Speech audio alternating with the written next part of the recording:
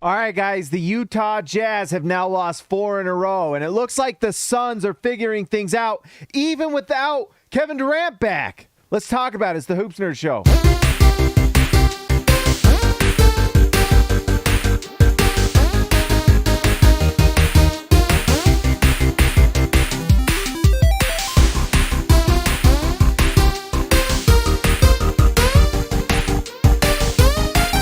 Guys, before we get started, make sure you like and subscribe to the channel. If you're new here, just give a like, subscribe to the channel, and I would appreciate it. All right, let's talk about the Phoenix Suns. The Phoenix Suns. All right, I've got to talk to Phoenix Suns right now. I want to make peace with you. I've had many battles with Phoenix Suns fans in the past. You've done many things to harm me, and I've said many things to try to hurt your feelings. I would like to make a truce because guess what? I'm excited to watch Kevin Durant on the Suns. And I'm even excited to watch Devin Booker and what this team becomes, and Chris Paul and DeAndre Ayton. And I have a feeling tonight especially really let me know that this Phoenix Suns team is going to be all right. I mean, I know there's some people that are kind of wondering, and if you listen to the podcast, I mean, we just haven't seen Kevin Durant with this team very much. He got injured like after 3 games off of warm-ups. And so we haven't seen it, but I think the Suns are going to be awesome. So anyways, the reason why is because this team is filled with defenders. Holy smokes. This team, Josh Okogie, Torrey Craig, I mean, that right there is such a nice duo of defenders for this Phoenix Suns team. They don't score a lot, but guess what? They don't need to. They were able to get this win tonight, minus Kevin Durant. They've traded they traded Mikal Bridges and Cam Johnson to the Brooklyn Nets. The Suns are pretty depleted right now because they're awaiting their big three, their big third guy to come back in Kevin Durant. But what this team has is defenders. So Torrey Craig, Josh Okogie are a big part of this team. They are. You know, you could talk about all that Kevin Durant does, but because they have these guys that can defend the ball, they are going to be really solid defensively. DeAndre Ayton is a good defensive center. Chris Paul, even though he's a little in the twilight of his career, still is a smart, good defender. You know, and he'll give it all in the playoffs. You got to hope that he doesn't give too much so he doesn't get injured so they can get through the playoffs. But he's solid. And Devin Booker, we have seen that he is a strong, solid defender that really puts in good effort. So when you bring back Kevin Durant, and Suns fans, let me know. I don't know if they're going to start Torrey Craig or Josh Okogie. I assume they probably start Josh Okogie and Torrey Craig comes off the bench. But at all times, they're going to have nice, solid wings defending, and that comes with Kevin Durant as well. With his size and length, he's a good defender, and he's also a secondary rim protector. So that's going to be a lot of fun to watch. Tonight, an undermanned Suns team get 24 points, 7 rebounds, 5 assists from Devin Booker. He was really solid. He brought good offense for them. And you know what? Terrence Ross was quietly a nice little pickup. He is definitely that 6th man mold that can come in and score. He comes in, scores 13 points. They also got 12 from Cameron Payne, and Bismack Biyombo had a nice night with 11 points. You know, because you look at the starting lineup, it wasn't all that impressive. Ayton was good. Ayton was solid. Ayton is one of those starting centers that just is going to be really good no matter who he's on, and he's just a solid starting level center. You know, I don't think he's quite what they had hoped when they drafted him number 1 overall, but the fact that he's not a bust and he's a good starting NBA center and he can do a lot of things, and because he has a little bit of range, he can go out a little bit. He shoots that free throw line jumper here and there. It's a nice hook shot. It's a really well-built team that will be very formidable, and they're my pick to come out of the West. As long as they stay healthy, this Suns team, in my opinion, is coming out of the West because I don't know how you guard them. You know, Devin Booker does this tonight, but these percentages will go up once Kevin Durant comes back, because what are you going to do? Just leave Kevin Durant open? And what happens is you're going to have Booker and Durant in isolation, and they're 2 of the best isolation players out there. And then you're going to see DeAndre Ayton's numbers get better, because what's going to happen is Chris Paul is going to be able to run pick and roll and kind of run this show, and it's going to get easy buckets for DeAndre Ayton. Now, teams are going to do things where they're going to try to stay off of Chris Paul, and the Jazz did that a little bit tonight, and you can see the 3 wasn't falling for him, and the shot wasn't quite great either. And they're also going to come off of Josh Okogie and guys like Torrey Craig. So there's going to be games where those guys are going to need to hit some shots here and there, especially in the playoffs when things tighten up. But I think they're going to be fine because Kevin Durant and Devin Booker are that good, and they're going to be that they're going to be able to score at a level that allows them to overcome some of their weaknesses, because my goodness, Kevin Durant and Devin Booker on each side of the court is phenomenal. All right, let's talk about the Jazz tonight. The Jazz have now lost 4 in a row, and things are looking much better for the Jazz tank. They are really solidifying that number 9 spot, and there's still a chance, still a really good chance actually, to jump to that 7-8 spot if things go their way. Those wins against Boston and Sacramento were so stupid because the Jazz had a legit shot at 7. They really did, and now it's going to be harder. But anyways, let's talk about this team. Lauri Markkanen had a tough night, and that was basically the Josh Okogie, Torrey Craig effect. He started off the game hitting some threes, but as the game went on, the 3-ball wasn't falling for him. Still puts up 25, 9, and 2 because he takes 12 free throws. This is superstar stuff. When you have a team around you that is just depleted from trades, injuries, and Markkanen is still putting up 25 points on 22 shots on a tough night, he still gets 12 free throws going to the line. Fantastic development for Markkanen. And the question is, how long does Markkanen keep playing? There are 7 games left this season. Is it worth playing him the rest of the year? The Jazz are falling out of it. Let's look at the standings right here. Western Conference standings. Let's go down. The Jazz are out of the play-in right now, and you can see right there, LA and OKC is tied 37 and 38. Utah is at now 35 and 40. So they are 2 games back. That's really tough with 7 games to go. And I don't know the tiebreakers, but at this point, Utah just does not have a lot of incentive to play Markkanen if they're out of the playoff race. And I just think it's going to be tough to get in there even if you wanted to, and I don't think the Jazz want to. They want to develop young players. And so you're looking at a Jazz team that's likely going to shut things down. They got a nice Dallas won today, which kind of solidified this spot a little bit. Now the Jazz are a game and a half ahead of them in the lottery. So that number 9 spot is really getting solidified for the Jazz, a top 10 pick in this draft. How nice is that to have an all-NBA guy in Lauri Markkanen, likely the most improved player. You have Walker Kessler, who's going to probably win 3rd place in Rookie of the Year. And then you're going to get a top 10 pick to add with those guys. Now, does number 9 get you into the top 4? I hope so. We shall see. But, so the Jazz lose again. They have now 40 losses. Look at this. Only 2 games behind Washington, who they need to win some games. Just root for Washington, guys. Root for Washington like you've never rooted for the Jazz before. And also Indiana, who got, let's see, did they lose today? They did lose today.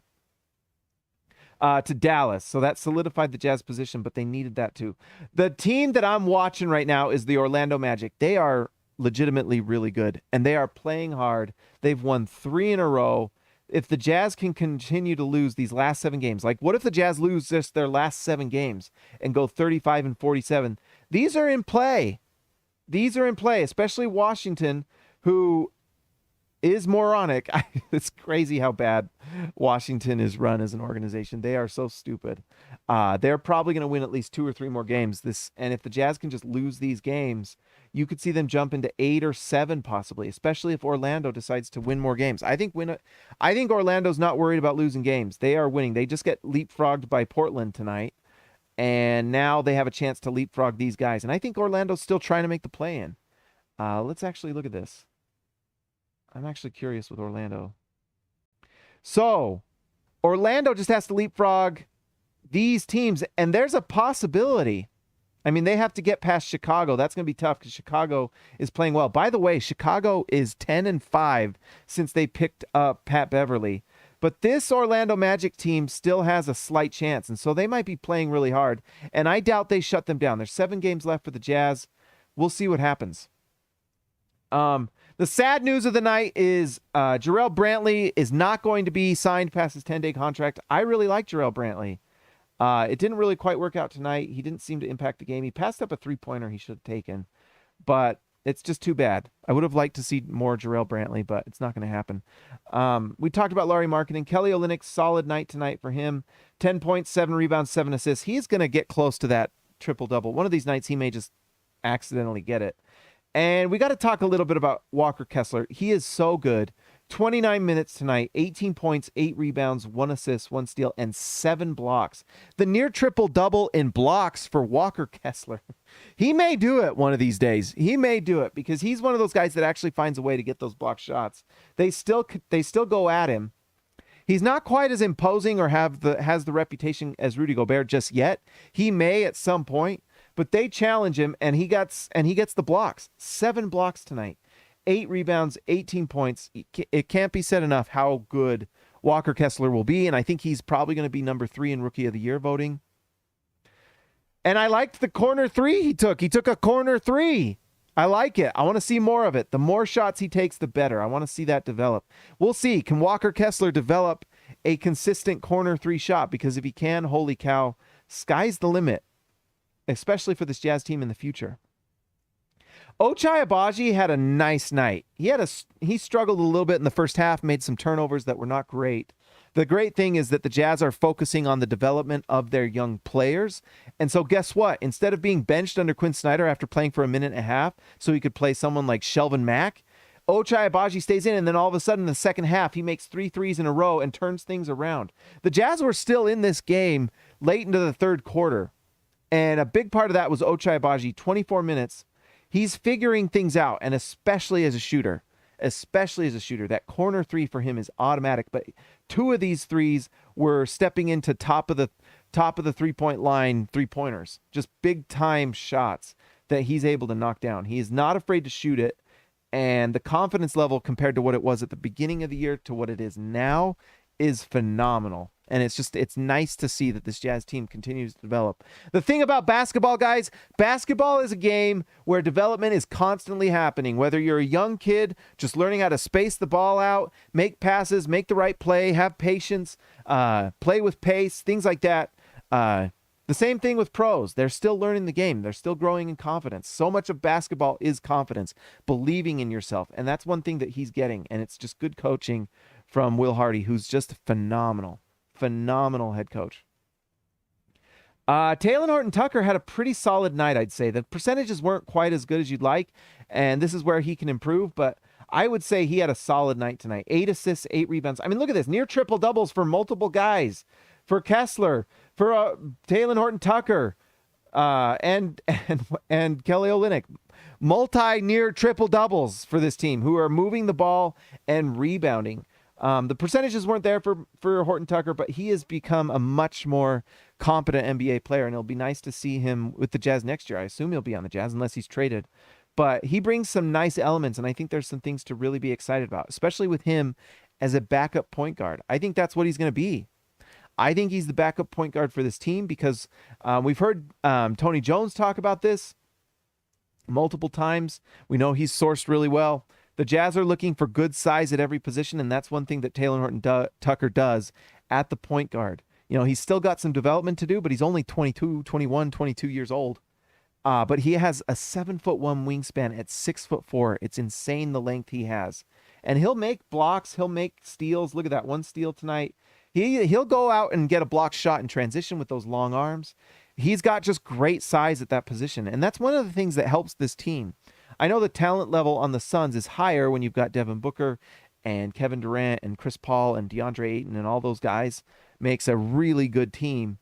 But man, one thing this Jazz team has is a team of unselfish players who are willing to move the ball. They have great size at every position, and so it just helps them be a better rebounding team. I mean, look at this, 9, 7, 8. They split the rebounds. You've got 8 rebounds for Talen Horton-Tucker. I mean, just as a starting unit, look at these rebounds. They're all rebounding the ball. So as a Jazz fan, I think you can basically expect that type of thing and those types of draft picks too.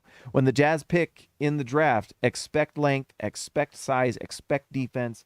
That's why someone like Anthony Black for the Jazz at like 9, I think is a very, it's a safe bet the Jazz will go after someone like that who moves the ball, rebounds, defends, and then hopefully you can develop him into a shooter. Johnny Juzang is a pretty nice player. I'm not going to say a lot about him, but he's got kind of it. And I don't know if he will develop further, but he's kind of got it a little bit. And I think with some confidence and more time, if he can develop his shooting a little more, he's got nice size. That's the other thing. He brings nice size, nice touch. He's just a ball player. And then Chris Dunn, too, brings nice size as well with his length at the point guard position. He's just a nice defender that really brings like a nice demeanor to the court. So I love Chris Dunn. I'm really happy he's on the Jazz next year. And like I said before, Jarrell Brantley will not be re-signed by the Jazz, which is a bummer. Let's hope that he finds a home in the NBA because I think Jarrell Brantley is an NBA player. And who knows? Maybe it's not the end. Maybe they invite Jarrell Brantley into Summer League, and who knows? Maybe he can make the squad next year. I don't know if this is the end, but they brought him back, 10-day contract. We'll see what happens. But I know a lot of people are rooting for Jarrell Brantley. Also brings size and... Sorry.